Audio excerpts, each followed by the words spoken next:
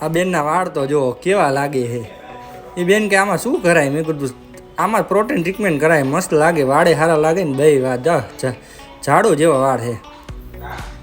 અને પછી આપણે લીધી પ્રોડક્ટ વોશ કરીને અને પછી લગાવવાનું ચાલુ કર્યું અને સ્મૂથ એકદમ એપ્લિકેશન કરી. બેન કે બને બહુ મજા આવી, કે તમારે એકદમ હળવો હાથ છે કે મેં બધે કરાવ્યું પણ તમારે જેવી મજા ન આવી.